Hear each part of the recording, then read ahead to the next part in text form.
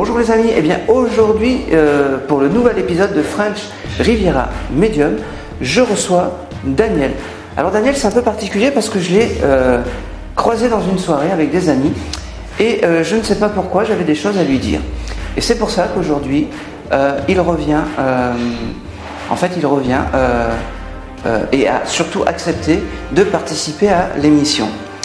N'oubliez pas, si vous aimez les émissions, mettez un petit pouce bleu et abonnez-vous à la chaîne, c'est important.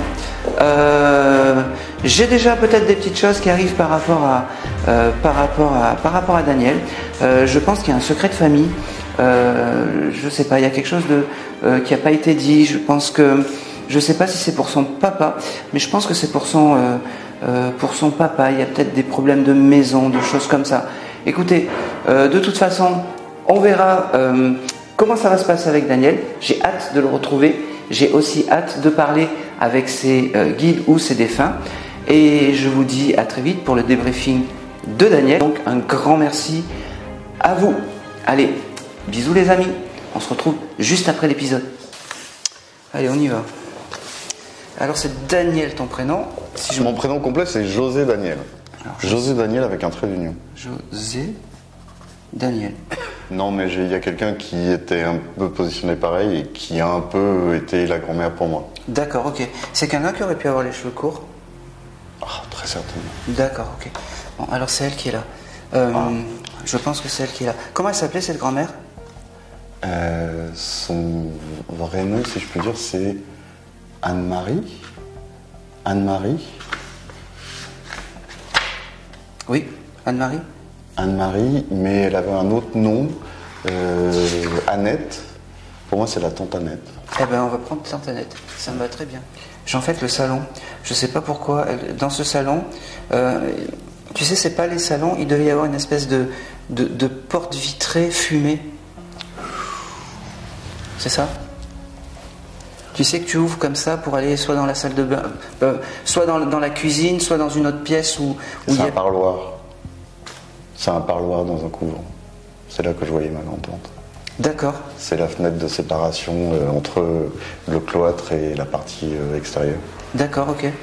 Ok. Et il y avait des vitres, c'est ça? Des vitres fumées? Je sais pas pourquoi. Oui, ça me sonne. Je sais pas pourquoi, mais okay. Oui, ça me sonne. Ok. Parce que c'est vraiment ça que je vois. Et des meubles assez marron, moches. Marron, moche. Et je pense qu'elle avait qu'une pièce de vie, parce que je vois que ça. Et cette salle de bain, peut-être qu'il lui a manqué. Oui. Elle me montre qu'elle avait beaucoup de savon. Je sais pas pourquoi. Beaucoup de savon, tu sais, et pas qu'elle les collectionnait, mais elle avait beaucoup de savon. Elles l'ont fabriqué. Ah d'accord, ok. Ben voilà, on y arrive. Merci. Merci. Mais je sais pas quand je dois dire ou pas des choses, des éléments. Ça, oui. Okay. Oui, je la voyais vraiment avec ces savonnettes, c'était très... Pour compléter, ma grand-tante... Ah oui, là tu peux. Ma grand-tante a passé sa vie au couvent. D'accord. Ok, et ce qu'elle a toujours dit, c'est que depuis le début, et ça s'était amélioré avec les années, parce qu'elle est rentrée juste après la guerre, au couvent, et ce qui lui manquait, c'était l'hygiène.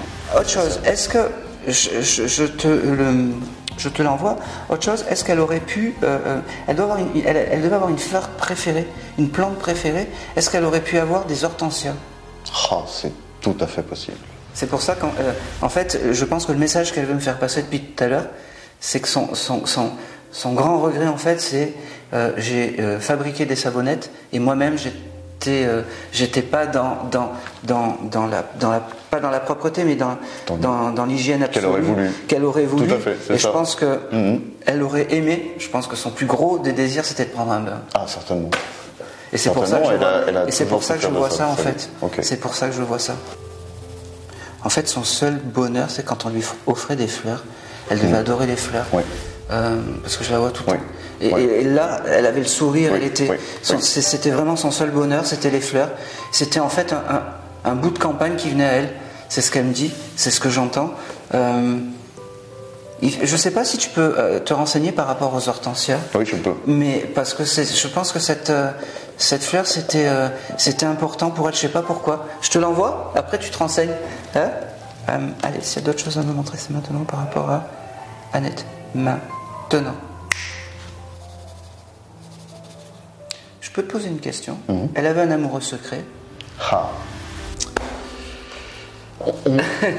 Écoute, Elle me l'a montré. Alors, depuis notre première rencontre, il y a des choses qui, quelque part, se mettent en place et expliqueraient. Le problème, moi j'ai un dilemme par rapport à ça, c'est que je suis curieux de savoir, parce que toute son histoire est liée à celle de mon grand-père que j'ai jamais connu, etc., etc. Juste. Alors, et je suis dans le dilemme, quelque part, ça me regarde pas.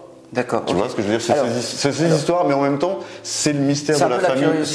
Non, mais c'est pas la curiosité, c'est le mystère de la famille. Le secret de la famille. Et effectivement, une des raisons que j'ai toujours entendu évoquer pour se rentrer au couvent si tôt, parce qu'elle était très jeune, c'est qu'elle a eu un amour où il y a eu quelque chose. Exactement. Exactement. Est-ce que la personne qu'elle aurait pu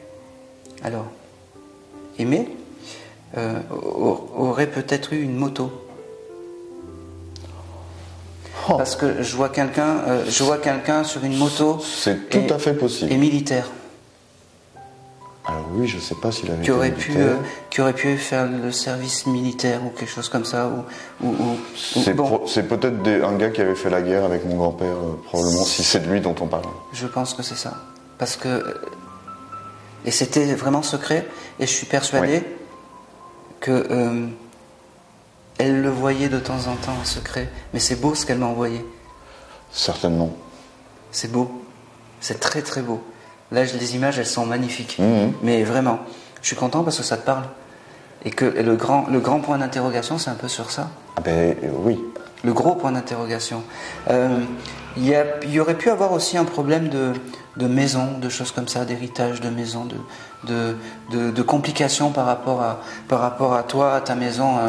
Je sais pas, il y a dû avoir un problème de maison par rapport à elle, aux héritiers, aux choses comme ça. Moi, les flashs que j'ai eus, c'est que cette mamie Annette, cette tante Annette, en fait, elle aurait pu donc, je suis persuadé, elle a eu un amant. Elle a eu, je parle amant, c'est un peu vieille France, mais c'est comme ça un enfant. Et elle aurait pu avoir un enfant caché. Mais c'est, comment dire, et avec cette personne qui faisait de la moto, qui aurait pu être militaire ou dans l'armée ou quelque chose comme ça. Mais en fait, elle est passée après tout ça en fait. C'est comme si elle s'était sacrifiée, je sais pas pourquoi.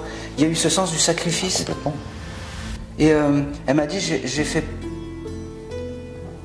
passer l'enfant avant. C'est ça.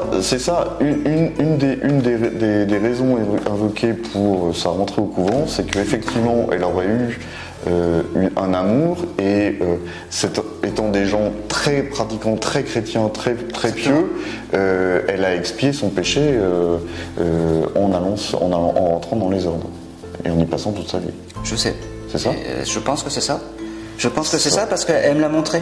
Alors elle me le dit pas textuellement, mais moi elle me montre. Je reçois les images, mon corps transcrit tout ça, un peu comme un décodeur Canal+ en fait. Et des images en fait, je t'en donne une parole en fait. Et c'est ce qu'elle m'a montré. Elle m'a montré que et c'était très bizarre parce que on la voyait au couvent et elle aurait pu avoir un chéri en cachette. Bien avant. Mais exactement. Parce que je remonte le temps.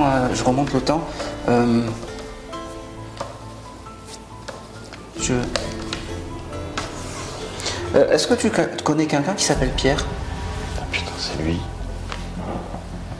Putain, c'est lui. Ah non, mais c'est fantastique. Mais est-ce que moi je peux poser des questions ? Ah, mais bien sûr. Alors, maintenant, c'est là. Parce que, en fait, tout ça, ce qui serait passé avec quelqu'un, ça date de genre avant la guerre.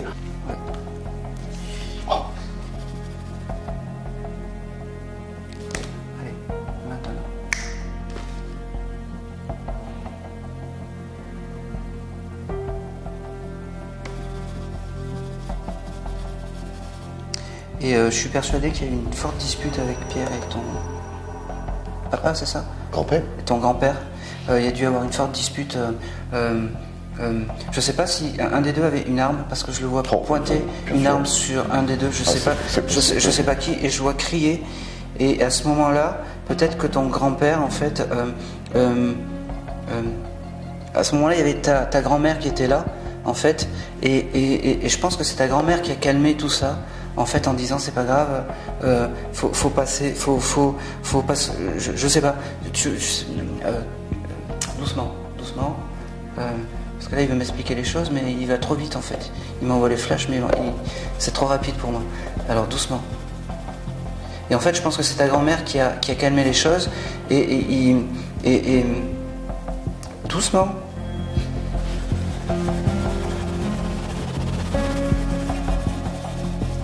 Et en fait, il a dit bon, c'est bon, je prends, je m'en vais, je pars. Mais comment dire, Annette, je pense qu'Annette, c'est vraiment quelqu'un qui est bien bienveillant et que tu peux considérer aussi comme un de tes guides. Toujours. Ce qui est hallucinant, c'est Pierre quand même. C'est vraiment leur grande histoire.